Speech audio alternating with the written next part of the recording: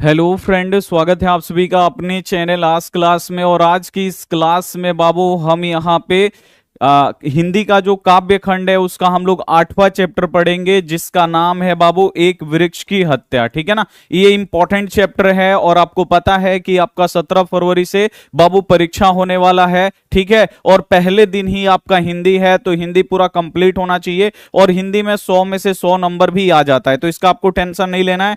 आपको बहुत ही अच्छी तरीके से पढ़ाया जा रहा है और जितना भी आपको पढ़ाया जाएगा उसी में से क्वेश्चन बोर्ड एग्जाम में आएगा। तो जल्दी से आप सभी बच्चे यहाँ पे लाइव आएंगे ताकि आज का जो क्लास उसे बढ़िया तरीका से शुरू किया जाए और बढ़िया तरीका से आपको समझाया जाए। चलिए सभी बच्चे यहाँ पे आ गए। बहुत ही इंपॉर्टेंट बाबू ये चैप्टर है आपके बोर्ड एग्जाम के लिए, जो हिंदी का बाबू 8वां चैप्टर है एक वृक्ष की हत्या। इसको हम लोग बहुत ही अच्छी तरीके से पढ़ेंगे, वन शॉट बाबू पढ़ेंगे। सबसे पहले कवि परिचय पढ़ाएंगे, फिर कविता आपको समझाएंगे, फिर इसका ऑब्जेक्टिव पढ़ाएंगे, फिर इसका लास्ट में सब्जेक्टिव आपको पढ़ाया जाएगा। यानी A to Z सारा चीजें आपको बाबू यहां पे पढ़ा दिया जाएगा। तो आप लोग रेडी है ना? जल्दी से एक बार आप लोग कमेंट करके बता दीजिए सभी बच्चे। और जो भी हमारे प्यारे बच्चे आज के इस क्लास को आप लोग लाइक नहीं किए हैं तो जल्दी से आप लोग क्या करिए, क्लास को आप लोग लाइक कर दीजिए। और चैनल को अभी तक सब्सक्राइब नहीं किए हैं, ये सब्सक्राइब वाला बटन है, इसको दबा दीजिए। जैसे ही आप लोग चैनल सब्सक्राइब करिएगा बाबू नोटिफिकेशन आ जाएगा, नोटिफिकेशन को आप लोग यहां पे ऑल पे दबा दीजिएगा। जैसे ही नोटिफिकेशन को पे दबाइएगा घंटी इस प्रकार से हो जाएगा। इस प्रकार से अगर आप लोग चैनल सब्सक्राइब करिएगा तो जब भी क्लास करवाएंगे आपके फोन पे नोटिफिकेशन जाएगा और उस नोटिफिकेशन को क्लिक करके सीधे आप हमारे लाइव क्लास में जुड़ सकते हैं। ठीक है, चलिए क्लास को बाबू हम शुरू करते हैं उससे पहले सिलेबस थोड़ा सा बाबू जान लीजिए, बहुत ज्यादा जरूरी है। ये हिंदी है, हिंदी बाबू दो गो है, एगो गोधुली किताब है, एगो वर्णिका है। वर्णिका में जो ये 5 चैप्टर है बहुत ही अच्छी तरीके से पढ़ा दिए हैं, ऑब्जेक्टिव सब्जेक्टिव और जो चैप्टर है उसको भी बहुत अच्छी तरीके से लाइन बाय लाइन पढ़ा के समझा दिए हैं। अब जो गोधुली है ना, इसमें गद खंड आता है, एगो काव्य खंड आता है। तो अभी आपका काव्य खंड चल रहा है और देखिए गद खंड में 12 गो चैप्टर है, इसमें से बहुत सारा चैप्टर हम आपको पढ़ा दिए हैं। और काव्य खंड में बाबू आप लोग देखिए मेरे बिना तुम प्रभु लौट कर आऊंगा, फिर अक्षर ज्ञान हमारी नींद पढ़ा दिए हैं। और आज हम लोगों को पढ़ना है बाबू एक वृक्ष की हत्या। तो आज की इस क्लास में हम लोग एक वृक्ष की हत्या पढ़ेंगे। अगर जो भी आपका नीचे से छूट गया है लिख दीजिएगा, मान लीजिए ये आप लोग नहीं पढ़े हैं, लिख दीजिएगा हमारी नींद कविता या हमारी नींद, और लास्ट में लिख दीजिएगा आज क्लास आ जाएगा, उसे आप लोग पढ़ लीजिएगा। जो भी चैप्टर आपका छूटा है वो नीचे उस चैप्टर का नाम लिखना है और लास्ट में आपको लिख देना है आज क्लास, वो आ जाएगा और उसे आप लोग क्या कर लीजिएगा, पढ़ लीजिएगा। ठीक है, तो क्लास को बाबू शुरू किया जाए, बहुत ज्यादा इंपॉर्टेंट है। सबसे पहले बाबू देखिए जो बाबू एक वृक्ष की हत्या कविता लिखे हैं वो है बाबू, आप लोग देखिए यहां पे उनका फोटो लगा है। और लिखने वाले कौन है बाबू, तो आपको याद है कुंवर नारायण। ये जो एक वृक्ष की हत्या बाबू चैप्टर है इसको कौन लिखे हैं, तो आपको याद रखना है सबसे पहले, यही ऑब्जेक्टिव आपके बोर्ड एग्जाम में आता है, आपको याद रखना है कुंवर नारायण जी। जो कुंवर नारायण जी हैं बाबू वही एक वृक्ष की हत्या कविता लिखे हैं, तो आपको याद रहेगा ना, बहुत ज्यादा इंपॉर्टेंट है। और एक वृक्ष की अगर बोर्ड एग्जाम में पूछेगा कि एक वृक्ष की हत्या क्या है, कहानी है, कविता है, निबंध है, क्या है, तो ये बाबू काव्य खंड का मतलब ही होता है कविता। हम लोग काव्य खंड पढ़ रहे हैं यानी ये क्या है बाबू, कविता है। तो एक वृक्ष की हत्या क्या है, तो कविता है, इसे आप लोग याद रखिएगा। तो यहां से 2 गो आपका ऑब्जेक्टिव क्लियर होगा। पहला तो आपसे पूछेगा कि एक वृक्ष की हत्या क्या है, कविता है, और इसके लेखक कौन है, कुंवर नारायण जी हैं। अब आपको कुंवर नारायण जी के बारे में आपको पढ़ना होगा। आप लोगों के पास अगर एनसीईआरटी किताब होगा हिंदी का तो देखिएगा कविता से पहले लेखक के बारे में रहता है, तो लेखक परिचय आपको पढ़ना पड़ेगा। यहां से बहुत सारा ऑब्जेक्टिव आता है और इसको बिल्कुल आप लोग ध्यान से पढ़िएगा, हम आपको लाइन बाय लाइन पढ़ा देते हैं। और जो भी हमारे प्यारे बच्चे वीडियो को लाइक नहीं किए हैं लाइक कर दीजिएगा।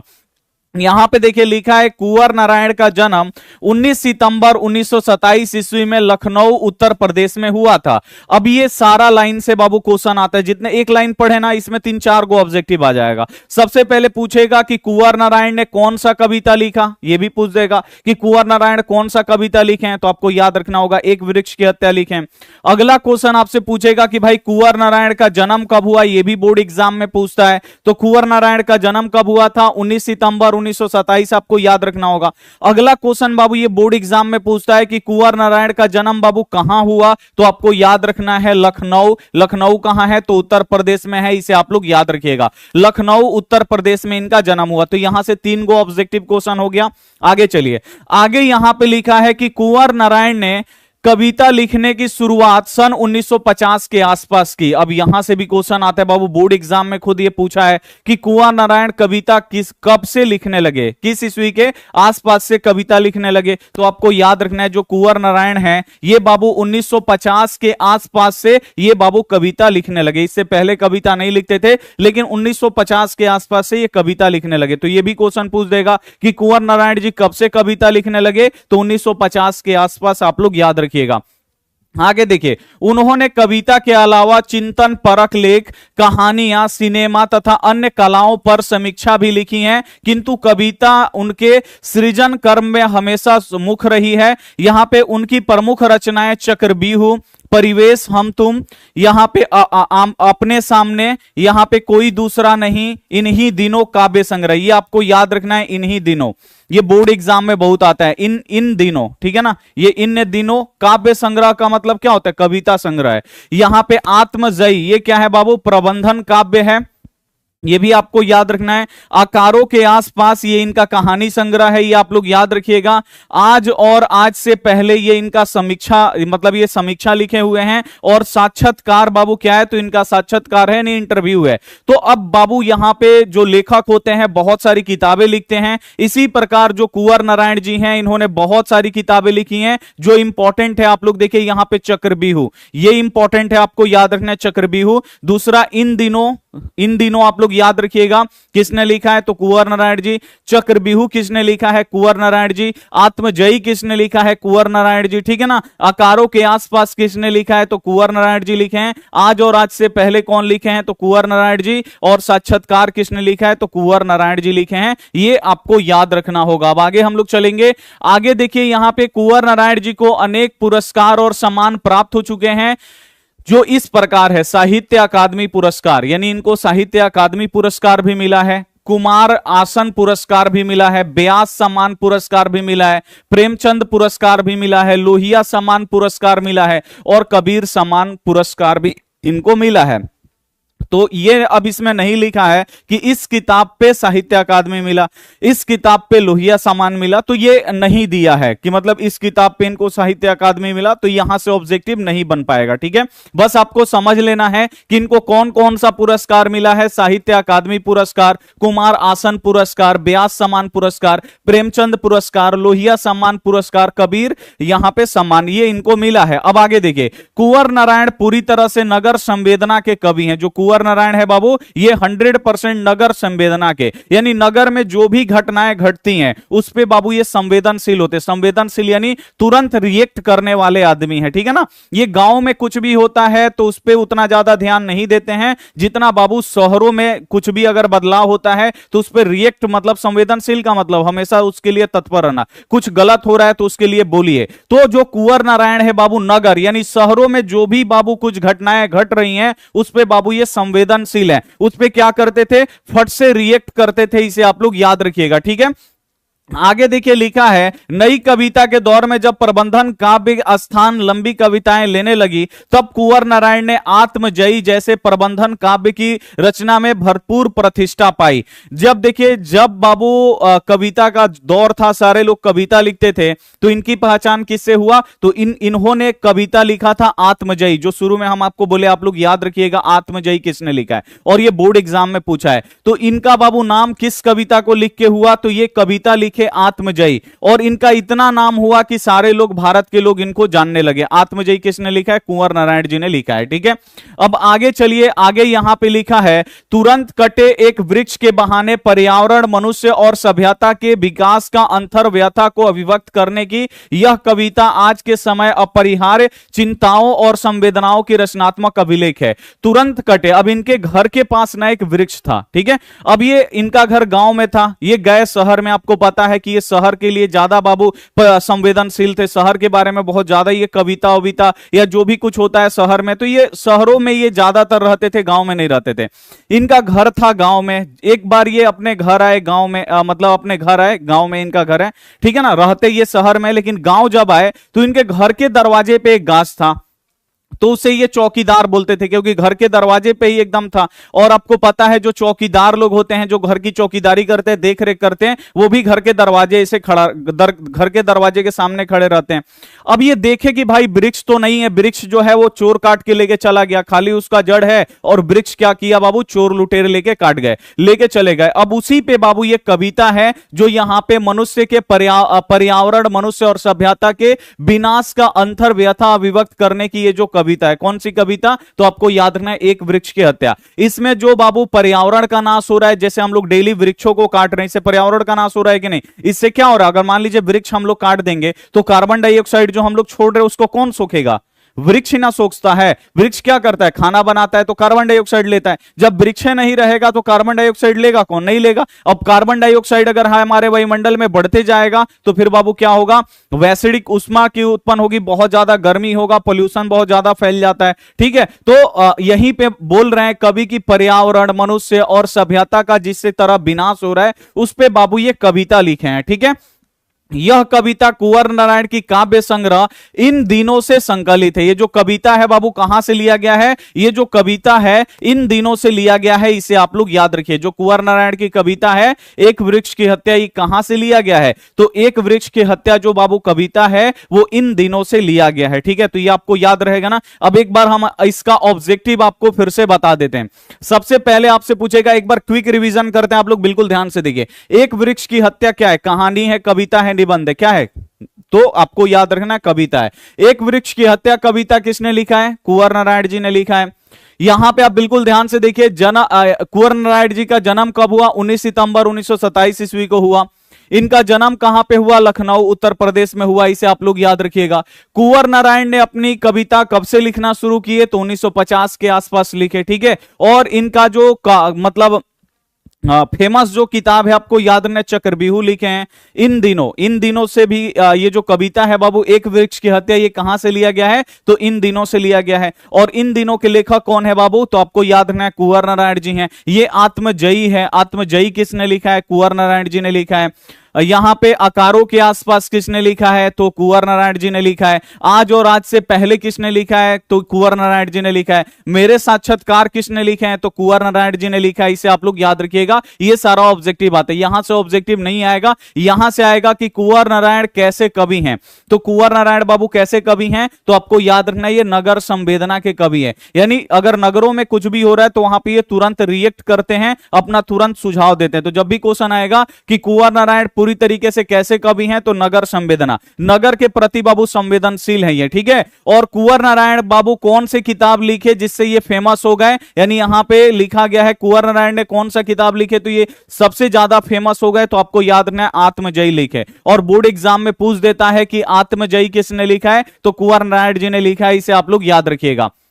अगला क्वेश्चन आपसे पूछेगा कि वो कौन सी कविता है जो पर्यावरण, मनुष्य और सभ्यता के विनाश की अंतर्व्यता अभिव्यक्ति को व्यक्त करती है। वो कौन सी कविता है जो पर्यावरण से जुड़ा हुआ है, मनुष्य से जुड़ा हुआ है, सभ्यता से जुड़ा हुआ है, ये कौन सी कविता है, तो आपको याद रखना है एक वृक्ष की जो हत्या है ये पर्यावरण से जुड़ी हुई कविता है। इसे आप लोग याद रखिएगा। अब अगला क्वेश्चन आपसे यहां पे पूछ देगा कि एक वृक्ष की जो हत्या कविता है ये कहां से लिया गया है, तो एक वृक्ष की हत्या कविता बाबू कहां से लिया गया है, तो इन दिनों से लिया गया है। इसे आप लोग याद रखिएगा, कहां से लिया गया है, इन दिनों से लिया गया है। इसे आप लोग याद रखिएगा। क्या आपको यह 100% समझ में आया, जल्दी से एक बार आप लोग बताइए, फिर हम लोग कविता की तरफ में चलते हैं। अभी हम आपको केवल यहां पे लेखक परिचय आपको पढ़ाए हैं, बहुत ही जबरदस्त तरीके से।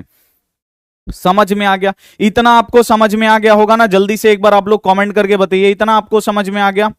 अब इसी में से बाबू ऑब्जेक्टिव पूछता है, जितना हम आपको पढ़ाया ना इसी में से ऑब्जेक्टिव क्वेश्चन पूछ देगा कि जो एक वृक्ष की हत्या है इसके लेखक कौन है, कुंवर नारायण है। एक वृक्ष की हत्या किस काव्य संग्रह से लिया गया है, तो इन दिनों से लिया गया है। बस अगर ये क्लियर है तो बाबू एक भी ऑब्जेक्टिव कहीं से भी घुमा के दे देगा, उसे आप लोग 100% बना सकते हैं। अब हम चलते हैं बाबू, यहां पे आप लोग सबसे पहले ये फोटो देख लीजिए, दोनों फोटो इंपॉर्टेंट है। आप लोग यहां पे, अब हम लोग कविता पे चलते हैं।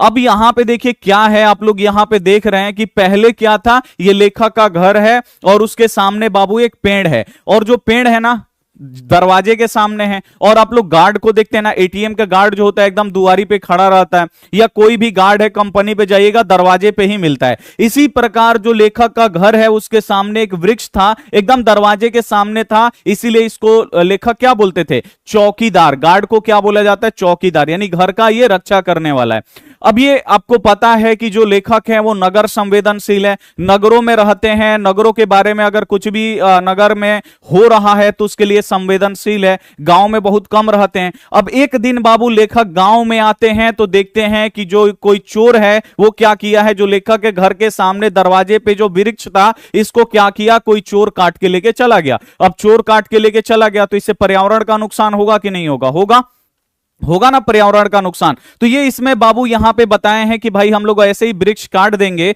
तो पर्यावरण क्या होगा बाबू? पर्यावरण क्या हो जाएगा? मतलब खराब हो जाएगा। अब मान लीजिए चोर भी इन्हीं के गांव का होगा तो ये जो गाछ है ये कितना ऑक्सीजन छोड़ता होगा? ऑक्सीजन बाबू आपको पता है पेड़ पौधे छोड़ते हैं, और जो हम लोग कार्बन डाइऑक्साइड छोड़ते हैं ये लेता है। अब मान लीजिए चोर भी इसी इन्हीं के गांव का होगा तो मान लीजिए वो सांस छोड़ता होगा तो कार्बन डाइऑक्साइड छोड़ता होगा, ये पेड़ क्या कर लेता होगा? सोख लेता होगा उस कार्बन डाइऑक्साइड को, और फिर ये क्या छोड़ता होगा? ऑक्सीजन। फिर यही ऑक्सीजन क्या कर रहा होगा? वो चोर भी ले रहा होगा। सांस तो चोर भी तो लेते हैं ना, वो सांस ले रहा होगा। यानी पेड़ उसके लिए, चोर के लिए बाबू पेड़ कितना मेहनत कर रहा है, लेकिन फिर भी चोरों ने क्या किया, इस पेड़ को बाबू काट दिया, और काट के इसको क्या किया, बेच दिया होगा, या अपने घर लेके चला गया होगा। तो अब लेखक आते हैं अपने घर पे तो देखते हैं कि भाई यहां तो पेड़े नहीं है, ये तो गजब तमाशा कर दिया, मेरा बूढ़ा चौकीदार को क्या किया, काट के लेके चला गया। अब यहीं पे बाबू ये लिखे हैं, अब आप लोग यहां पे देखिए क्या लिखे हैं। अब की बार घर लौटा तो देखा वो नहीं था। कौन नहीं था? ये पेड़ नहीं था। लेखक यहां पे मान लीजिए नगर से आए, शहर से आए घर पे, तो देखा कि भाई मेरे द्वार पे जो पेड़ था वो तो था ही नहीं, वो तो गायब है, किसी चोर ने काट के लेके चला गया। अब देखिए यहां पे वही बूढ़ा चौकीदार वृक्ष, यानी बोल रहे कि अब आप लोगों को समझा रहे कि वही आए घर पे तो देखे कि भाई वो तो है ही नहीं। कौन? अब आप लोग पूछेगा ना कौन नहीं था, तो वही पुराना बूढ़ा चौकीदार वृक्ष। यानी जो ये गाछ था बाबू बहुत पुराना था, और एकदम ये घर के एकदम सामने था, दरवाजे के एकदम सामने था, तो इसको चौकीदार बोलते थे। चौकीदार यानी घर की रक्षा करने वाला, गार्ड, गार्ड इसे बोलते थे। और इसे बूढ़ा क्यों बोलते थे? क्योंकि जो वृक्ष है ना बाबू बहुत पुराना हो चुका था, ठीक है ना, तो यही इसको लेखक क्या बोलते थे? बूढ़ा चौकीदार वृक्ष। अब यहां से क्वेश्चन आ जाएगा कि लेखक बूढ़ा चौकीदार वृक्ष, लेखक बूढ़ा चौकीदार किसे बोलते थे? तो वृक्ष को बोलते थे। इसे आप लोग याद रखिएगा क्योंकि ये बहुत ही ज्यादा पुराना हो चुका था, लेखक के घर के दरवाजे के एकदम सामने था, और मतलब एकदम गार्ड की तरह एकदम हमेशा 24 घंटा भी ऐसे ही। अब गाछ है तो भाई वो इधर उधर थोड़ी जाएगा, दरवाजे के सामने 24 घंटा ऐसे खड़ा रहता था। तो लेखक को लगता था भाई ये गार्ड है, ये हमारे घर का रक्षा करने वाला है। लेकिन चोर क्या किए, इसे भी नहीं छोड़े, इसको क्या किए, काट कूट के लेके चले गए। अब की बार लौटा तो वह नहीं था, वही बूढ़ा चौकीदार वृक्ष, यानी जो मेरे घर के सामने, दरवाजे के सामने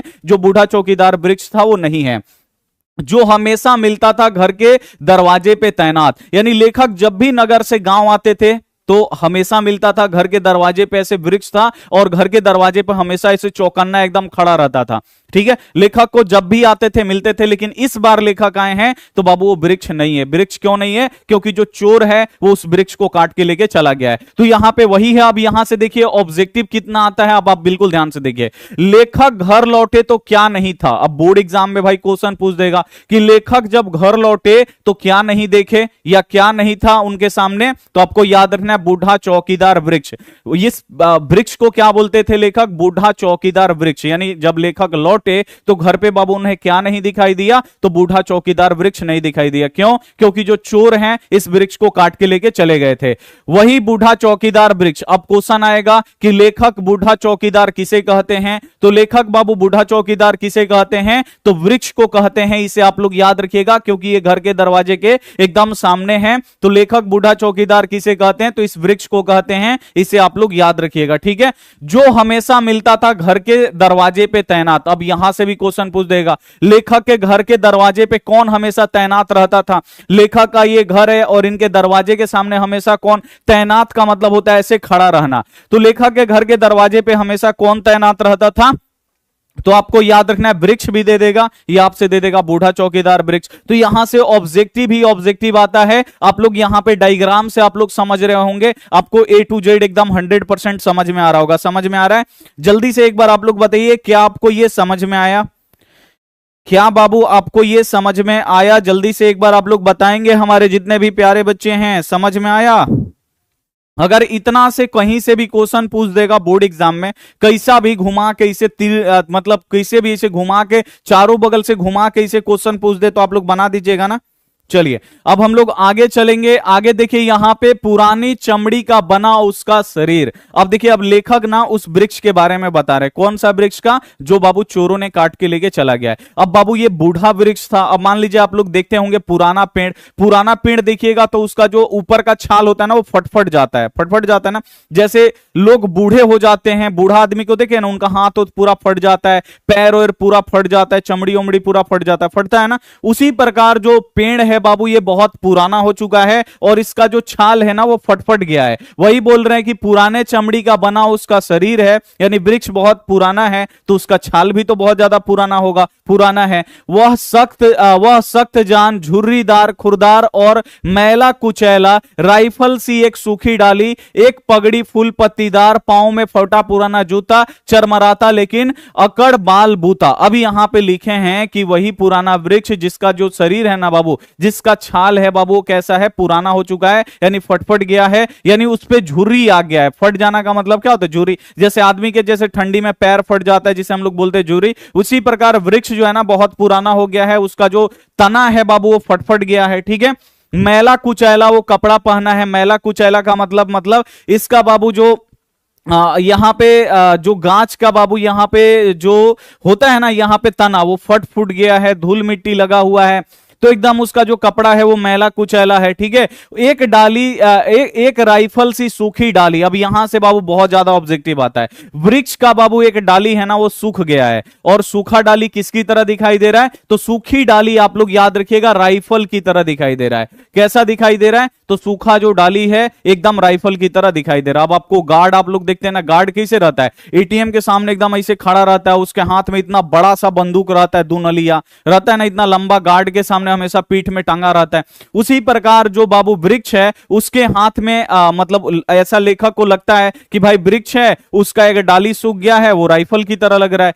तो यहां पे वही बोल रहा है राइफल की डाली, राइफल सी एक सूखी डाली, पगड़ी फूल पत्तीदार, और इसका जो पगड़ी है ना बाबू, यानी इसकी जो पत्ती है ये फूल पत्तीदार इसका पगड़ी है। पांव में फटा पुराना जूता, यानी जो इसका ये बाबू सोर और आप लोग देख रहे हैं ये भी फट गया है, पुराना लग रहा है कि पुराना जूता होता पहना है। और चरमराता हुआ यानी बूढ़ा हो गया है। तो भाई मतलब ऐसा होता है ना, कोई भी बूढ़ा आदमी होता है लचक जाता है, पेड़ का भी वही हाल है, ज्यादा पुराना हो जाएगा, इधर झुक जाएगा, इधर झुक जाएगा, वैसा ही चरमराता हुआ है, लेकिन इसमें बल अभी है। अब यहां से देखिए बाबू जो ऑब्जेक्टिव आता है वो आप लोग बिल्कुल ध्यान से देखिए। अब यहां पे क्वेश्चन आपसे पूछेगा कि जो भाई पेड़ का जो सूखा डाली है वो कैसा दिखाई देता है? पेड़ का सूखा डाली बाबू कैसा दिखाई देता है? तो आपको याद रखना है राइफल जैसा दिखाई देता है। ठीक है, राइफल जैसा दिखाई देता है। ये बोर्ड एग्जाम में क्वेश्चन आता है कि जो पेड़ का सूखा डाली है वो किस तरह दिखाई दे रहा है? राइफल की तरह दिखाई दे रहा है। क्वेश्चन आएगा कि फटा पुराना जूता कौन पहना है? तो फटा पुराना जूता कौन पहना है? तो बूढ़ा चौकीदार वृक्ष पहना है। ठीक है, इसे आप लोग याद रखिएगा। यहां पे क्वेश्चन आता है बाबू, आप बिल्कुल ध्यान से देखिए। यहां पे अगर क्वेश्चन आ जाएगा कि मैला कुचैला कपड़ा कौन पहना है? तो मैला कुचैला कपड़ा, क्योंकि ये सारा आपको यहां पे दिख रहा होगा, मैला कुचैला कपड़ा कौन पहना है? वृक्ष पहना है। वृक्ष की सूखी डाली कैसा दिखाई दे रहा है? राइफल की तरह दिखाई दे रहा है। पांव में फटा पुराना जूता कौन पहना है? तो ये सारा वृक्ष के बारे में बात हो रहा है, तो आपको याद रखना बूढ़ा चौकीदार वृक्ष। अब आगे चलिए, लिखा है धूप में, बारिश में, गर्मी में, सर्दी में हमेशा चौकन्ना, अपनी खाकी वर्दी में दूर से ही ललकारता है कौन? मैं जवाब देता हूं दोस्त, और पल भर को बैठ जाता हूं उसकी ठंडी छांव में। यानी लेखक जवाब देते हैं कि भाई जो वृक्ष है वो कैसा है? हमेशा धूप आए तब भी घर के दरवाजे पे मिलेगा। अब मान लीजिए जो ये यहां पे मान लीजिए धूप आ रहा है तब भी ये घर के दरवाजे पे हमेशा खड़ा रहता था, जाएगा थोड़ी भाई। वो तो जैसे गार्ड होते हैं, धूप हो बारिश हो कुछ भी हो, गार्ड का नौकरी में उसका रक्षा करना है तो रक्षा करता है, वहीं पे रहेगा। उसी प्रकार जो वृक्ष है धूप में भी खड़ा रहता है यहीं पे, बारिश अगर होने लगे तो ये भी नहीं भागता है, बारिश में भी क्या होता है बाबू? ये यहीं पे खड़ा रहता है। ठीक है ना, गर्मी सर्दी, गर्मी में ठंडी में, सारा जगह जगह बाबू सभी टाइम में यहाँ पे ये खड़ा रहता है, हमेशा चौकन्ना रहता है, जैसे गार्ड हमेशा चौकन्ना रहते हैं कि भाई कहीं से कोई हमला ना कर दे, ठीक है ना। इसी प्रकार जो वृक्ष है वो हमेशा चौकन्ना रहता है और अपनी खाकी वर्दी में। पेड़ पौधों का जो बाबू पत्ती होता है एकदम खाकी कलर का होता है, ग्रीन ग्रीन कलर का होता है ना, खाकी जैसे पुलिस वाला का आप लोग देखते हैं पुलिस का कपड़ा वो खाकी है। उसी प्रकार पेड़ का भी आप लोग पौधा देखिएगा, पेड़ का भी आप लोग पत्ता होता देखिएगा तो वैसे, या उसका छाल देखिएगा तो खाकी वर्दी की तरह ही होता है, खाकी की तरह। तो हमेशा ये अपना बाबू खाकी वर्दी में क्या होता है बाबू, अपना चौकन्ना एकदम रहता है, धूप में बारिश में हमेशा ये खड़ा रहता है। और जब भी लेखक तो नगर में रहते हैं, शहर में, जब भी लेखक गांव में आते थे, जो ये पेड़ है दूर से ही ललकारता था कौन। जैसे यहां पे गार्ड के, अगर आपको जाना होगा किसी के घर पे गार्ड है तो आप लोग घुस नहीं सकते, वो आपको घुसने नहीं देगा, सबसे पहले पूछेगा कि आप कौन हैं, किससे मिलना चाहते हैं, पूछता है ना गार्ड। आप लोग कहीं भी जाइएगा तो किसी के घर पे अगर गार्ड है तो क्या करेगा, आगे रुकाएगा, बोलेगा कौन, कहां, किससे मिलना है, क्या काम है, पूरा डिटेल लेगा तब आपको घर जाने देगा। वैसे ही लेखक जब आते थे बाबू यहां पे, जब भी आते थे गांव में तो ये जो वृक्ष है वो दूर से ही ललकारता था कौन। अब ये मत समझिएगा कि पेड़ बोलता है, पेड़ बोलता नहीं है, लेकिन लेखक को ऐसा लगता है कि लेखक को ऐसा लगता है कि भाई जो पेड़ है ना वो हमें आते हैं तो दूर से ही यहां पे बोलता है कौन है, तो लेखक जवाब देते हैं कि मैं तुम्हारा दोस्त हूं, यानी पेड़ को अपना दोस्त बताते, वो बोलते हैं कि मैं दोस्त हूं। अब ये नहीं कि सच में यहां पे लेखक और पेड़ में बात हो रहा है, नहीं, यहां पे मन में लेखक अपने मन में सोचते हैं कि पेड़ बोल रहा है कि कौन हो, तो जवाब देते हैं अपने दिल में कि मैं तुम्हारा दोस्त हूं, ठीक है। और जो लेखक है ना वो क्या करते हैं, पल भर यानी थोड़ी देर के लिए जो पेड़ की ठंडी छांव है वहां पे बैठ जाते हैं और पेड़ से बाबू बातें करते रहते हैं। तो यहां पे संवाद है कि नहीं, बातचीत है कि नहीं। जो यहां पे पेड़ है वो दूर से ही ललकारता है कौन, तो लेखक क्या जवाब देते हैं, दोस्त, यानी मैं तुम्हारा दोस्त हूं। अब यहां से भी बाबू ऑब्जेक्टिव आता है, आप बिल्कुल यहां पे ध्यान से देखिए, बोर्ड एग्जाम में क्वेश्चन पूछ देगा, धूप में, बारिश में, गर्मी में हमेशा कौन चौकन्ना रहता है। तो धूप में, बारिश में, गर्मी में हमेशा कौन चौकन्ना रहता है, तो बूढ़ा चौकीदार वृक्ष हमेशा चौकन्ना रहता है। अगला क्वेश्चन आपसे पूछ देता है कि दूर से ही कौन ललकारता है, तो दूर से कौन ललकारता है, तो बूढ़ा चौकीदार वृक्ष ललकारता है। दूर से ही कौन ललकारता है, तो आप लोग याद रखिएगा बूढ़ा चौकीदार वृक्ष। तो इस पे लेखक क्या जवाब देते हैं कि मैं तुम्हारा दोस्त हूं। पूछता है कौन है, तो ये लेखक बोलते हैं आपके दोस्त हूं, ठीक है। अब जो लेखक है वो पल भर के लिए कहां बैठ जाते हैं, तो वृक्ष की ठंडी छांव में बैठ जाते हैं, ये आप लोग याद रखिएगा। अब आगे देखिए, अब आगे क्या बोल रहे हैं, दरअसल शुरू से ही था हमारे अंदेशों में कहीं एक जानी दुश्मन कि घर को बचाना है लुटेरों से, शहर को बचाना है नादिरों से, देश को बचाना है दुश्मनों से। अब लेखक को बाबू उनके, अब होता है ना भाई कि गांव में आप लोग रहते हैं या शहर में भी रहते हैं तो आपके दिमाग में चलता है कि भाई वो आदमी हमारे लिए मतलब हमसे जलता है, हमारे उसके बारे में पता, अगर कोई नुकसान पहुंचाएगा तो वही आदमी पहुंचा सकता है, दूसरा कोई नहीं पहुंचा सकता है। तो ऐसे ही लेखक के अंदेशों में एक जानी दुश्मन था, ठीक है ना। जानी दुश्मन का मतलब होता है जान का दुश्मन। तो लेखक के मतलब अंदाजों में था कि भाई वही आदमी पेड़ काट सकता है, ठीक है ना, उसी आदमी का। ऐसे होता है ना कि घर में सामान चोरी हो गया तो हमको शक जाता है कि भाई वह चोरी किया होगा, ऐसा होता है ना। तो लेखक के भी अंदेशों में था एक जानी दुश्मन, तो लेखक समझ जाते हैं कि भाई उसी का काम होगा, वही ये पेड़ काट के ले गया होगा। अब लेखक आगे बोलते हैं कि घर को बचाना है लुटेरों से। अब इसको याद कैसे रखेंगे, गांव में क्या होता है बाबू, लुटेरा लोग आता है ना चोरी वोरी करने के लिए, क्या करता है, रात में ताला बंद रहेगा और घर को लूट के लेके चला जाएगा। ये सब गांव में होता है, गांव में होता है ना। तो घर जो होता है बाबू गांव में होता है, तो घर को किससे बचाना है, लुटेरों से। बोर्ड एग्जाम में क्वेश्चन पूछ देता है कि एक वृक्ष की हत्या में घर को किससे बचाने की बात की गई है, तो ये आपको याद रखना होगा, एक वृक्ष की हत्या में घर को किससे बचाने की बात की गई है, लुटेरों से बचाने की बात की गई है। अब अगला क्वेश्चन पूछ देगा, शहर को बचाने से शहर को किससे बचाने की बात की गई है, नादिरों से बचाने की बात की गई है। अब आपको पता है नादिर शाह के सैनिकों ने बाबू किसको मार दिया, घनानंद को मार दिया। और किस शहर में मारा, तो मथुरा वृंदावन ये शहर है। तो यहां से आप लोग याद रखिएगा, मिथिला और वृंदावन बाबू शहर है, और शहर को किससे बचाना है, नादिरों से। और देश को किससे बचाना है, तो देश के दुश्मनों से हमें देश को बचाना है। तो ऐसे आप लोग याद रख सकते हैं, घर को किससे बचाना है, लुटेरों से। बोर्ड एग्जाम में पूछ दे कि एक वृक्ष की हत्या में घर को किससे बचाने की बात की गई है, लुटेरों से। शहर को किससे बचाने की बात की गई है, नादिरों से। देश को किससे बचाने की बात की गई है? लुटेरों से बचाने की बात की गई है, तो इसे आप लोग याद रखिएगा। अब आगे देखिए, आगे लिखते हैं बचाना है नदियों को नाला हो जाने से। आप लोग देखते हैं ना नदियां, आप लोग दिल्ली का यमुना नदी का आप लोग न्यूज देखते होंगे, कितना उसमें झाग बन रहा है। झाग कैसे बनता है? मान लीजिए ये नदी है, इसका साफ पानी है, अब इसमें क्या होगा बाबू, पूरा शहर का जो नाला नाली लेटरिंग वेटरिंग जितना भी पाइप रहता है, सारा का कनेक्शन बाबू उसी नाली में होता है, और वो पानी सीधे आके कहां में डाल दिया जाता है? नदी में डाल दिया जाता है। अब मान लीजिए नदी में आप सरफ का पानी डालिएगा, गंदा गंदा पानी डालिएगा, मल मूत्र डालिएगा, तो वो क्या हो जाएगा? खराब होगा कि नहीं होगा? आराम से देख रहे हैं ये नदी है, नदी ऐसा लगेगा कि नाला हो गया है। ये नाला किसके कारण से हो? मनुष्यों के कारण से हुआ ना, कि नदी तो अपना साफ है, हम लोग ही तो उसमें जाके कचरा डाल रहे हैं। अब कचरा डाल रहे हैं तो नदी क्या हो गई? नाला हो गई। अब यमुना में दिल्ली आप लोग जाइएगा कभी, तो आप लोग यमुना नदी को पार करिएगा, इतना खराब महकेगा ना कि उसका कोई हद नहीं है। इतना ना उसमें हम नाली का पानी डाल दिए हैं कि बाबू एकदम नाला की तरह हो गया है, एकदम करिया पानी महकता रहता है। ठीक है, तो यहां पे वही लिखा है, बचाना है नदियों को नाला हो जाने से। नदियों को क्या होने से बचाना है? तो ये जो नदी है साफ, उसको इस तरह से नाला होने से बचाना है। ठीक है ना, यहां पे लेखक बोलते हैं हवा को धुआं हो जाने से बचाना है। जैसे दिल्ली का आप लोग देख रहे हैं ना, एकदम धुआं धुआं, वहां का हवा एकदम धुआं धुआं हो रहा है। अब भी आप लोग दिल्ली में जाइएगा ना, तो जैसे अभी हम लोग, आप लोग तो सिगरेट नहीं पीते होंगे, बहुत सारे बच्चे यहां पे, मतलब बच्चा लोग को तो पीना ही नहीं चाहिए, मतलब आप लोग सिगरेट नहीं पी रहे, आप दिल्ली में जाइएगा ना, तो वहां पे आप सांस लीजिएगा 24 घंटा, तो 24 घंटा अगर दिल्ली में रह के आप लोग सांस ले रहे हैं, तो 24 सिगरेट या 20 सिगरेट के बराबर आप लोग क्या कर रहे हैं? धुआं पी रहे हैं।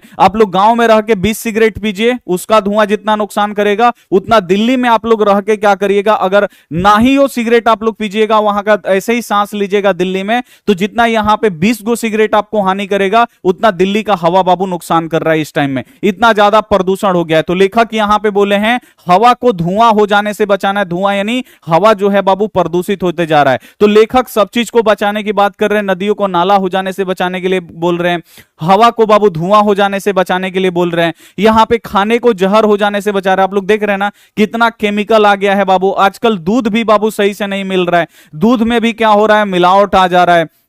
प्लस यहां पे साग सब्जी आप लोग देखिएगा, तो जैसे मतलब जैसे कोई भी साग सब्जी है उसमें बिना केमिकल का वो हो नहीं रहा है। अगर लौकी का है, या कोहड़ा है, उसमें एक ऑक्सीटोसिन नामक क्या हो रहा है? इंजेक्शन आता है, वो दे दीजिए तो बहुत सारा फर जा रहा है, और उसको खाइएगा तो फिर क्या होगा? नुकसान ही होगा आदमी को। तो वही यहां पे बोल रहे हैं कि खाना को जहर हो जाने से बचाना है, क्योंकि जो भी फल सब्जियां हैं बाबू, आपको पता है कहां से हो रहा है? इंजेक्शन से। आप लोग पहले का केला खाते होंगे तो उतना ज्यादा नुकसान आपको नहीं करेगा, वो फायदा करता था। अब क्या हो रहा है बाबू? केला को सीधे कार्बाइड में इसे डुबा के, केमिकल में डुबा के रख दिया जा रहा है। और केला को तो कोई धो के नहीं खाता है, केला को हाथ में लिया ऐसे ही धो के खाया, और केला भी खा लिया, हाथ में का भी चला गया या सट गया इधर उधर, तो केमिकल भी खा लिए। और केमिकल क्या करता है? धीरे धीरे आदमी को मार देता है। तो खाना भी क्या हो गया है बाबू? जहर हो गया है। लेखक बोल रहे हैं कि खाने को भी जहर होने से बचाना है। बचाना है जंगल को मरुस्थल हो जाने से। अब आपको ये भी आपको आज एग्जाम्पल मिलेगा, जैसे अरावली पर्वत है, आपको पता है कि यहां पे बोला जा रहा है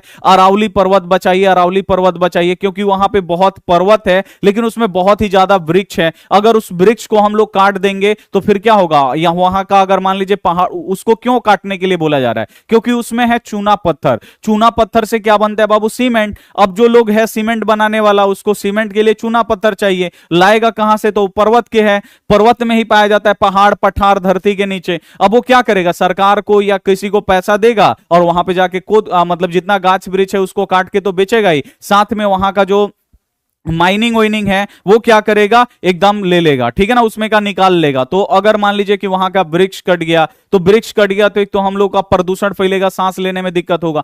दूसरा बाबू क्या होगा कि वहां पे उस जंगल में जितने भी जीव जंतु रहते हैं वो लोग सब लोग तबाह हो जाएंगे, और वो क्या हो जाएंगे? मर जाएंगे, क्योंकि उनका घर उजड़ जाएगा। घर उजड़ जाएगा तो मान लीजिए शेर बाघ या हिरन ओरन है, शहर में तो आके नहीं रहेगा, नहीं ना रहेगा, तो उसका घर भी उजड़ जाएगा, वो लोग भी यहां पे मर जाएंगे। वही बोल रहा है कि बचाना है जंगल को मरुस्थल हो जाने से। जितना भी वन है हम लोग कितना तेजी से काट रहे हैं, काट के उसको एकदम मरुस्थल बनाते जा रहे हैं। अब आगे बोल रहा है बचाना है मनुष्य को जंगली हो जाने से, जंगल हो जाने से। मनुष्य पहले क्या था बाबू? जंगली था ना। जैसे अपना नाखून बढ़ा के दूसरे को क्या करता था? काटता था, फाड़ता था, इसी से किसी भी चीज को मार देता था, ठीक है ना। नाखून बहुत ही स्ट्रांग हुआ करता था पहले के जमाना में। तो यहां पे बोला जा रहा है मनुष्य को भी बचाना है, यहां पे जंगल हो जाने से यानी जंगली हो जाने से मनुष्य को भी बचाना है। तो ये कविता आपको 100% समझ में आया? जल्दी से एक बार आप लोग बताइए, फिर हम लोग चलेंगे यहां पे इसकी ऑब्जेक्टिव पे। कविता आपको समझ में आ गया ना बाबू? यहां से सारा ऑब्जेक्टिव आता है, तो ये आप लोगों को याद रखना होगा।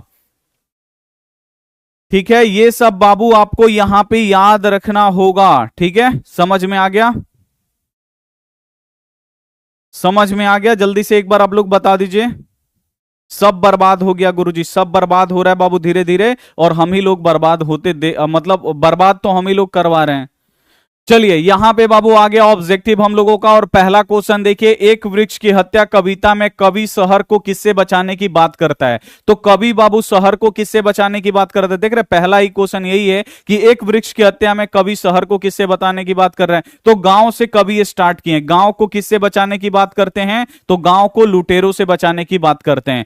शहर को बाबू किससे बचाने की बात करते हैं? शहर को नादिरों से बचाना चाहते हैं। ठीक है, क्योंकि नादिर शाह जो था वो मथुरा और वृंदावन शहर पे हमला बोला था, और वहां पे किसको मार दिया था? घनानंद को। तो ये आप लोग याद रखिएगा, शहर को किससे बचाने की बात किया गया है? नादिरों से। और यहां पे देश को किससे बचाने की बात किया गया है? तो देश के दुश्मनों से देश को बचाने की बात किया गया है। इसे आप लोग याद रखिएगा। तो ये याद रहेगा ना, तीनों ऑब्जेक्टिव में कोई भी पूछ देगा कि एक वृक्ष की हत्या में गांव को किससे बचाने की बात किया गया है? तो गांव को लुटेरों से बचाने की बात किया गया है। देश को किससे बचाने की बात किया गया है? तो देश के दुश्मनों से बचाने की बात किया गया है। शहर को किससे बचाने की बात किया गया है? तो नादिरों से बचाने की बात की गई है।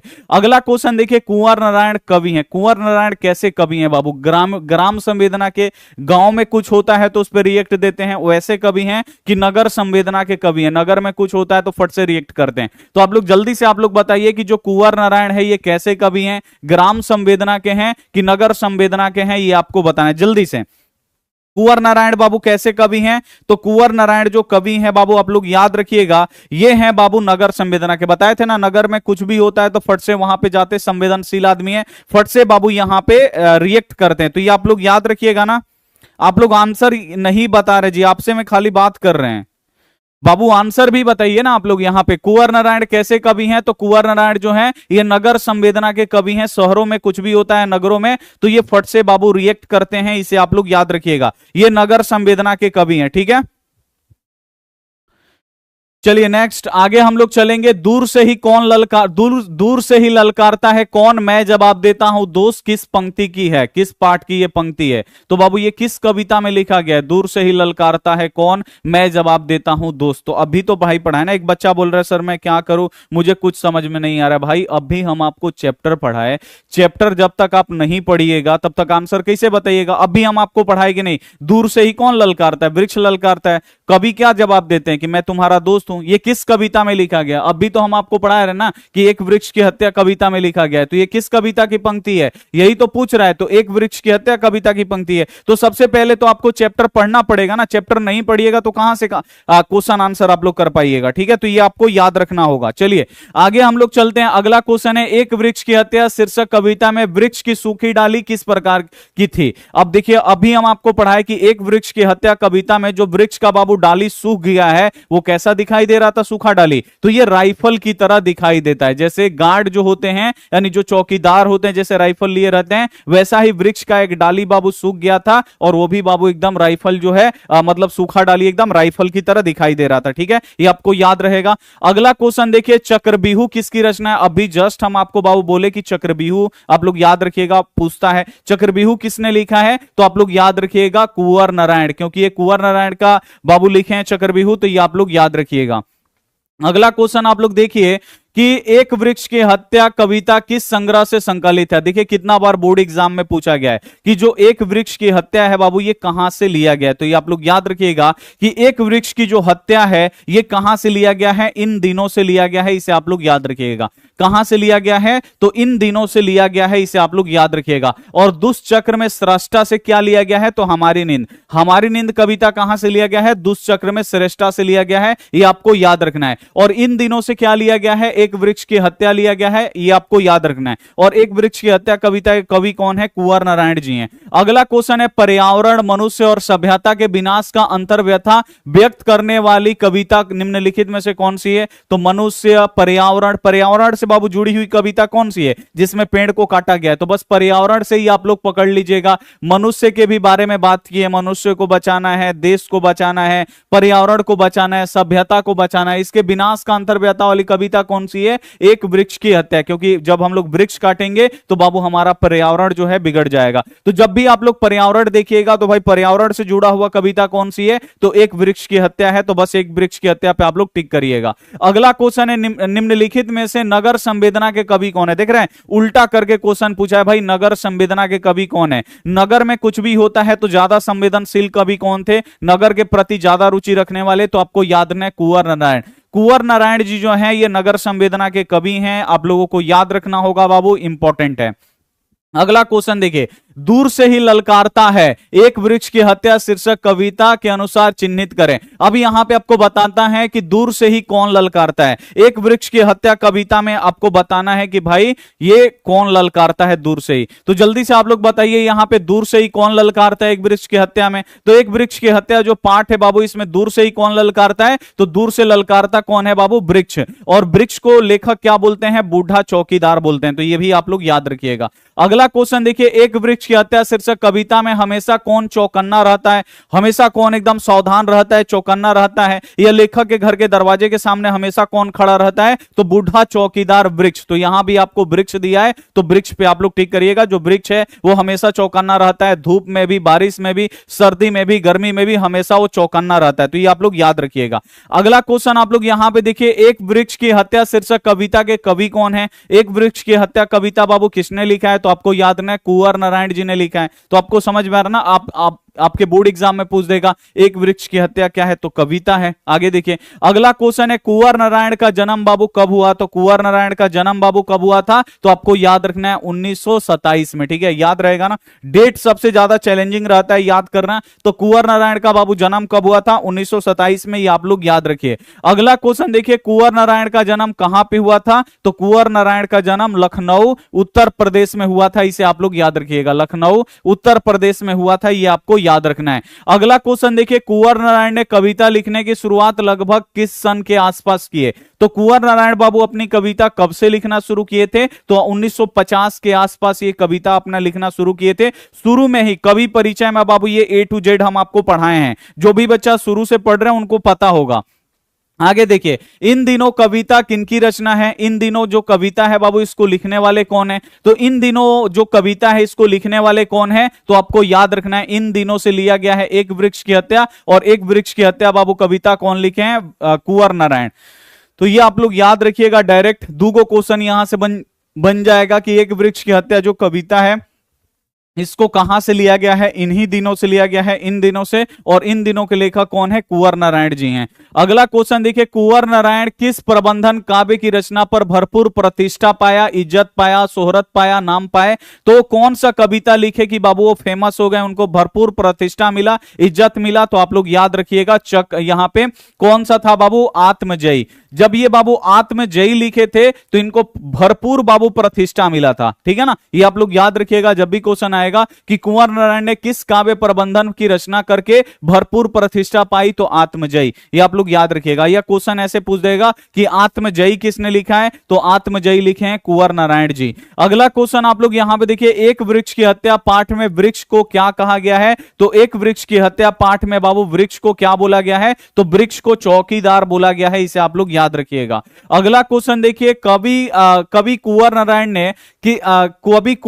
ने किसके शरीर को पुराने चमड़े से निर्मित कहा है? तो कवि कुंवर नारायण बाबू किसके शरीर को बोलते हैं कि ये पुराना चमड़ा से बना हुआ है? तो आपको याद रखना है वृक्ष को। ठीक है ना, किसको बोलते हैं बाबू? वृक्ष। यहां पे पुराना वृक्ष को यानी जो वृक्ष है बाबू उसको बोले हैं, जो कुंवर नारायण ये बोलते हैं कि उसका जो शरीर है ये पुराना चमड़ी का बना हुआ है, इसे आप लोग याद रखिएगा। अगला क्वेश्चन देखिए, कवि कुंवर नारायण ने घर लौटने पे किसे नहीं देखा? तो कवि कुंवर नारायण जब घर आते हैं तो वहां बाबू किसको नहीं देखते हैं? तो जो वृक्ष था बाबू, जो घर के दरवाजे पे हमेशा खड़ा रहता था, उस वृक्ष को नहीं देखे। तो यहां पे बूढ़ा वृक्ष को बाबू नहीं देखते हैं क्योंकि इसको चोर जो है काट ले गया है। अगला क्वेश्चन देखिए, एक वृक्ष की हत्या में दूर से कौन ललकारता है? तो एक वृक्ष की हत्या में बाबू दूर से ही कौन ललकारता है? तो वृक्ष ललकारता है। दूर से कौन ललकारता है? तो बूढ़ा वृक्ष ललकारता है, इसे आप लोग याद रखिएगा। कौन? बूढ़ा वृक्ष जो है बाबू यहां पे ललकारता है, ये आप लोग याद रखिएगा। अगला क्वेश्चन आप लोग देखिए, कवि के अंदेशों में क्या था? यानी कवि किस पे शंका कर रहे थे कि भाई वृक्ष कौन काटा, ऐसा लगता है ना। तो कवि के अंदेशों में क्या था? एक जानी दुश्मन, यानी जिससे जान का दुश्मन, मतलब जो जान का दुश्मन होता है वही होता है जानी दुश्मन। तो जब भी क्वेश्चन आएगा कि कवि के अंदेशों में कौन था, तो कवि के अंदेशों में एक जानी दुश्मन था, इसे आप लोग याद रखिएगा। अगला क्वेश्चन है, बचाना है नदियों को। नदियों को क्या हो जाने से बचाना है? तो आपको याद रखना है, नदियों को नाला हो जाने से बचाना है। नदियों को क्या हो जाने से बचाना है? नाला हो जाने से बचाना है। अगला क्वेश्चन है, बचाना है हवा को। हवा को क्या हो जाने से बचाना है? तो हवा को धुआं हो जाने से बचाना है। ठीक है, ये आप लोग याद रखिएगा। अगला क्वेश्चन है, बचाना है खाना को। खाना को क्या हो जाने से बचाना है? तो खाना को जहर हो जाने से बाबू बचाना है, ये आप लोग याद रखिएगा। अगला क्वेश्चन है, बचाना है जंगल को। जंगल को क्या हो जाने से बचाना है? तो जंगल को मरुस्थल हो जाने से बचाना है, इसे आप लोग याद रखिएगा। अगला क्वेश्चन आप लोग यहां पे देखिए, एक वृक्ष की हत्या कविता में कवि के घर को किससे बचाने की बात किए हैं? अब यहां पे देखिए लिखा गया है कि एक वृक्ष की हत्या कविता में कवि घर को किससे बचाने की बात कहें। तो घर को किससे बचाना है? तो घर को बाबू लुटेरों से बचाना है। घर को किससे बचाना है? लुटेरों से। शहर को बाबू किससे बचाना है? यानी नगर को किससे बचाना है? तो नादिरों से। देश को किससे बचाना है? तो दुश्मनों से, ये आप लोग याद रखिएगा। अब यहां पे दिए, एक वृक्ष की हत्या कविता में शहर को किससे बचाने की बात की गई है? तो बाबू नादिरों से। देश को किससे बचाने की बात कही गई है? नादिरों से। अगला क्वेश्चन है, एक वृक्ष की हत्या कविता में देश को किससे बचाना है? तो भाई अब देश को किससे बचाएंगे? तो दुश्मनों से, इसे आप लोग याद रखिएगा। जो देश के दुश्मन है उनसे देश को बचाने की बात कही गई है। घर को किससे बचाने की बात की गई है? लुटेरों से। यहां पे नगर को किससे बचाने की बात की गई है? तो आप लोग याद रखिएगा, नादिरों से। देश को किससे बचाने की बात की गई है? तो देश को बचाने की बात की गई है, आप लोग याद रखिएगा, देश के दुश्मनों से। अगला क्वेश्चन है, कवि को बूढ़ा चौकीदार वृक्ष हमेशा कहां मिलता था? जब भी लेखक आते थे बाबू घर, तो वृक्ष बाबू हमेशा कहां मिलता था? तो जो वृक्ष था बाबू वो घर के दरवाजे के एकदम सामने था, यानी घर के दरवाजे पर एकदम वृक्ष रहता था, घर के दरवाजे के एकदम सामने था, तो वहीं मिलता था, इसे आप लोग याद रखिए। अब यहां पे चलिए ऑब्जेक्टिव हम आपको पढ़ा दिए। 29 गो ऑब्जेक्टिव था। जल्दी से एक बार आप लोग बताइए कि आपका कितना ऑब्जेक्टिव सही हुआ। एकदम आराम से आप लोग बताइएगा कि भाई आप बताइए कि कितना ऑब्जेक्टिव यहां पे आप लोगों का सही हुआ, सभी बच्चे। सर आप 1/cos लग रहे हैं, क्या बोल रहा है बच्चा? ए सर आप 1/cos लग रहे हो। 1/cos माने?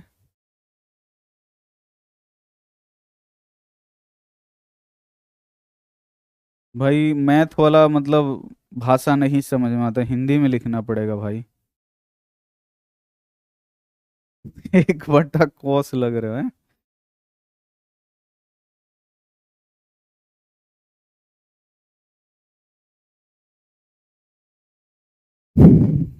बच्चा लोग भी अजीब अजीब बात बोलता है, 1/cos। चलिए बहुत बढ़िया। चलिए आगे हम लोग चलेंगे। यहाँ देखिए मच्छर भी आके पढ़ा रहा है आप लोगों को, है यहाँ पे बैठ जा रहा है बोर्ड पे। मच्छरवा जब यहाँ पे बैठता है तो कामें नहीं करता है डिजिटल बोर्ड। यहाँ पे देखिए ये वाला, देखिए देखिए यहाँ पे, यहाँ यहाँ यहाँ ये बैठा है मच्छर। आई तेरी मर जा, बच गया। चलिए यहाँ पे आप लोग बाबू देखिए, आप लोगों को समझ में आ गया ना? जल्दी से एक बार आप लोग यहाँ पे बता दीजिए।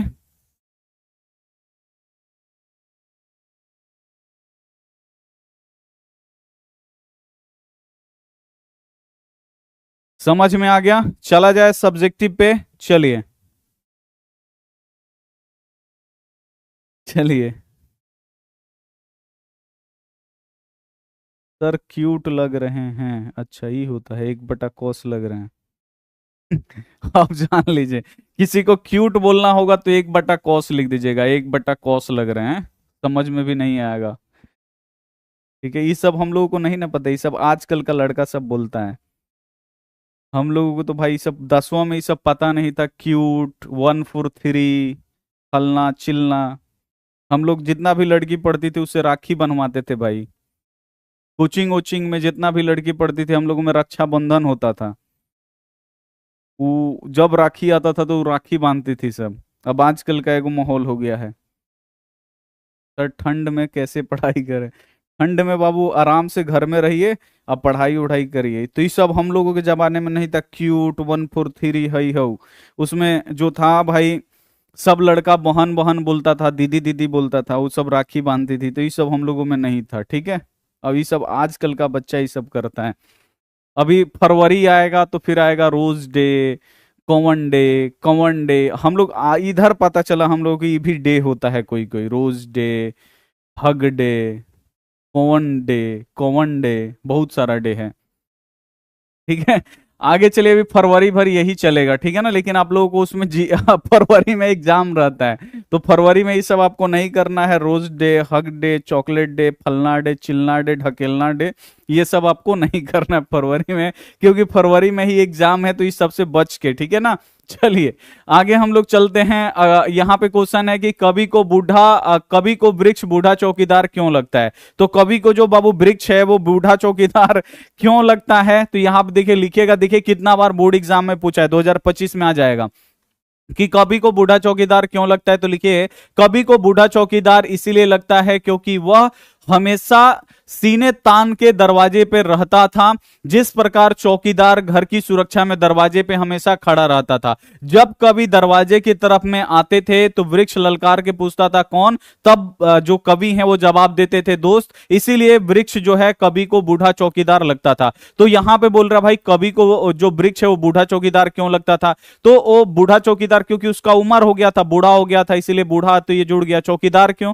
क्योंकि जैसे जो चौकीदार लोग होते हैं घर पे ऐसे हमेशा तैनात ऐसे खड़ा रहते हैं राइफल लेके, उसी प्रकार जो वृक्ष है वो घर के लेखक के घर के दरवाजे पे था, और उसका भी एक डाली था वो सूख गया था, वो भी चौकीदार की तरह लगता था, घर के दरवाजे पे हमेशा एकदम तैनात रहता था। जब भी लेखक कहीं से आते थे, वृक्ष जो है ललकार के पूछता था कौन? तो लेखक जवाब देते थे दोस्त, ठीक है। तो ये आपको यहां पे याद रखना होगा, ठीक है। चलिए, वही लिखा है कि वृक्ष को कवि को वृक्ष बूढ़ा चौकीदार क्यों लगते हैं? तो लिखिएगा, कवि को वृक्ष बूढ़ा चौकीदार इसीलिए लगता है क्योंकि वह हमेशा सीना ताने दरवाजे पे तैनात रहता था, जिस प्रकार चौकीदार घर की सुरक्षा में दरवाजे पे हमेशा खड़ा रहता है। और जब कवि दरवाजे की तरफ में आते थे तो वृक्ष ललकार के पूछता था कौन? तो कवि बोलते थे दोस्त। इसीलिए वृक्ष जो है कवि को बूढ़ा चौकीदार लगता था। आगे देखिए, घर, शहर और देश के बाद कवि ने किन चीजों को बचाने की बात की गई है? तो घर को बचाने के लिए पहले बोलते हैं, घर को किससे बचाना है? लुटेरों को। शहर को किससे बचाना है? नादिरों से। देश को किससे बचाना है? देश के दुश्मनों से। इसके बाद किसे बचाने की बात करते हैं? तो इससे बाद बाबू किसे बचाने की बात करते हैं? तो नदी को बचाने की बात करते हैं, हवा को बचाने की बात कहते हैं, खाना को बचाने की बात करते हैं ना, जंगल को बचाने की बात करते हैं, मनुष्यों की बचाने की बात करते हैं। तो वही आपको लिखना पड़ेगा कि घर, शहर और देश के बाद कवि किन चीजों को बचाने की बात करते हैं? तो घर, शहर और देश के बाद कवि नदियों को नाला हो जाने से बचाने चाहते हैं, ठीक है। हवा को धुआं हो जाने से बचाना चाहते हैं, खाना को जहर हो जाने से बचाना चाहते हैं, मनुष्य को जंगल हो जाने से बचाना चाहते हैं, जंगल को मरुस्थल हो जाने से बचाना चाहते हैं। कवि का कहना है कि मनुष्य आज धुआंधार जंगल काट रहा है, जंगल काटने से मनुष्य के साथ साथ पूरा जीवन जगत का नाश हो जाएगा। यानी अगर हम लोग ऐसे ही जंगल को काटते रहे, खाना में ऐसे ही जहर मिलाते रहे, नदियों को ऐसे ही नाला बनाते रहे, तो एक दिन क्या हो जाएगा? मनुष्य भी क्या हो जाएंगे? मर जाएंगे भाई। जब सारा चीज में ही जहर हो जाएगा, हवा में जहर हो जाएगा, नदी का पानी में जहर हो जाएगा, यहाँ पे जो खार है उसमें जहर हो जाएगा, सारा वृक्ष को काट के अगर हम लोग रेगिस्तान बना देंगे तो एक दिन क्या हो जाएगा? मनुष्य भी मर जाएगा। वही यहाँ पे लिखा है कि घर, शहर और देश के बाद कवि किन चीजों को बचाने की बात करते हैं और क्यों करते हैं? तो लिखा है घर, शहर और देश के बचाने के बाद कवि जो है नदियों को बचाना चाहते हैं, नदियों को नाला हो जाने से बचाना चाहते हैं, हवा को धुआं हो जाने से बचाना चाहते हैं, खाना को जहर हो जाने से बचाना चाहते हैं, मनुष्य को जंगल हो जाने से बचाना चाहते हैं, जंगल को मरुस्थल हो जाने से बचाना चाहते हैं। कवि का कहना है कि मनुष्य आज धुआंधार जंगल काट रहा है, जंगल काटने के साथ साथ मनुष्य का जो संपूर्ण जगत है वो भी क्या हो जाएगा, नाश हो जाएगा। एक दिन ऐसे ही सारा चीज में जहर मिलता रहा तो मनुष्य का भी बाबू बहुत साल तक जिएगा भी नहीं। ठीक है, आगे आप लोग यहां पे देखिए वृक्ष और कवि में क्या संवाद होता था, यानी क्या बातचीत होता था। तो वृक्ष और कवि में बाबू क्या बात होता था, तो जब भी जो कवि हैं आते थे नगर से, जैसे ही दरवाजे पे आते थे वृक्ष क्या बोलता था, ललकार के बोलता था कौन, तो कवि क्या जवाब देते थे, दोस्त। ठीक है, और पल भर के लिए उसके छांव में बैठ जाते थे। यही तो बात होता था ना, संवाद का मतलब होता है बात। वृक्ष और कवि में क्या बात होता था, यही वृक्ष ललकार के पूछता था कौन, कवि जवाब देते थे दोस्त, यही बात होता था। लिखिएगा कवि के घर के दरवाजे पर एक चौकीदार के भांति बूढ़ा वृक्ष खड़ा रहता था। जब कवि दरवाजे की ओर आते तो बूढ़ा वृक्ष ललकार के पूछता कौन, तब कवि जवाब देते थे दोस्त, और कवि जो है पल भर उसकी ठंडी छांव में क्या होते थे, बैठ जाते थे। यही ना बात होता था कि घर के दरवाजे पे जो बूढ़ा चौकीदार वृक्ष हमेशा तैनात रहता था। जब भी लेखक दरवाजे के तरफ में आते हैं तो ये वृक्ष है ललकार के पूछता था कौन, और जो लेखक है वो जवाब देते हैं दोस्त, और कुछ समय तक उसकी छांव में बैठ जाते। यही क्या होता था बाबू, उनके बीच में बात होता था। कविता का समापन करते हुए कवि अपने किन किन अंदेशों का जिक्र करते हैं और क्यों। तो कविता के समापन में लास्ट में बाबू क्या क्या है वो अंदेशा जताए हैं। तो लास्ट में बाबू क्या अंदेशा जताए हैं, लास्ट वाला आप लोग पंक्ति देखिए, लास्ट में बाबू ये क्या अंदेशा जताए हैं आप लोग यहां पे देखिए, अभी हम आपको दिखा रहे हैं। तो एकदम पंक्ति के लास्ट में बाबू क्या क्या संदेशा जताए हैं, तो ये अपना संदेशा जताए हैं आप लोग देखिए। अब देखिए मान लीजिए 1950 में नदी कितना साफ होगा, हवा कितना साफ होगा, कितना हरियाली होगा, लेकिन उनको लगा कि भाई ये आगे चल के ऐसे मनुष्य, दुष्ट आदमी, पापी आदमी जो मनुष्य है एक दिन सबको नाश करेगा। तो मान लीजिए उस टाइम यानी 1950 में ये लिखना शुरू किए, आज से बाबू 75 साल पहले कितना एकदम साफ सफाई होगा, इतना मनुष्य भी नहीं होगा। तो उस समय बाबू ये इनको लगा होगा कि भाई मनुष्य क्या करेगा, एक दिन नदी को नाला बना देगा, हवा को धुआं बना देगा, साग सब्जी में जहर डाल देगा, खाना को जहर बना देगा, पेड़ काट कूट के मरुस्थल बना देगा। जान लीजिए उस टाइम में लिखे हैं। तो यहां पे बोले हैं बचाना है नदी को नाला हो जाने से, हवा को धुआं हो जाने से, खाना को जहर हो जाने से, और बचाना है जंगल को मरुस्थल हो जाने से, बचाना है मनुष्य को जंगल हो जाने से। तो उस टाइम बोले थे, आज से 75 साल बाबू पहले, जब 75 साल पहले नदी भी साफ थी, हवा भी साफ था, जंगल भी था, सब था, उस टाइम बोले थे। लेकिन इनको लग रहा था भाई कि आने वाला समय में मनुष्य क्या करेगा, मनुष्य जो है सबका नाश नूश कर देगा। ठीक है ना, तो ये उस टाइम भी बाबू लेखक को ये सब पता था। ठीक है, तो ये बाबू यहां पे बोला गया है, वही यहां पे लिखे हैं। देखिए आप बिल्कुल ध्यान से, कविता का समापन करते हुए कवि किन अंदेशों का जिक्र करते हैं, तो लास्ट में क्या बोलते हैं देखिए, कविता के समापन करते हुए जिक्र करते हैं कि नदियों को बचाना है नाला हो जाने से, हवा को बचाना है धुआं हो जाने से, खाना को बचाना है जहर हो जाने से, मनुष्य को बचाना है जंगल हो जाने से, जंगल को बचाना है मरुस्थल हो जाने से। और क्योंकि मनुष्य आज धुआंधार जंगल काट रहा है तो जंगल काटने से मनुष्य के साथ साथ संपूर्ण जीवन जगत का भी क्या हो जाएगा बाबू, नाश हो जाएगा। बोल रहे और क्यों जिक्र करते हैं, क्योंकि ऐसे ही हम लोग जहर मिलाते रहे सारा चीज में, तो ऐसे ही सारा चीज को हम लोग बर्बाद करते रहे तो हम लोग तो बर्बाद होंगे ही, जो और जीव जंतु है छोटा छोटा वो भी बर्बाद हो जाएगा, वो भी नष्ट हो जाएगा। अंतिम क्वेश्चन देखिए कि कवि कुंवर नारायण ने वृक्ष रूपी चौकीदार का वर्णन किस रूप में किया है। तो कवि जो बूढ़ा वृक्ष है इसको किस रूप में बाबू वर्णन किए हैं, तो कवि कुंवर नारायण वृक्ष रूपी चौकीदार का वर्णन करते हुए कहते हैं कि वह वृक्ष हर समय सीना ताने घर के दरवाजे पे तैनात रहता था, जैसे एक घर की सुरक्षा के दरवाजे पे जो चौकीदार खड़ा रहता है, वैसे ही बाबू जो वृक्ष था वो हमेशा घर के दरवाजे पे ऐसे तैनात रहता था। गर्मी में, ठंडी में, बारिश में, जाड़ा में, बरसात में, सब समय क्या करता था,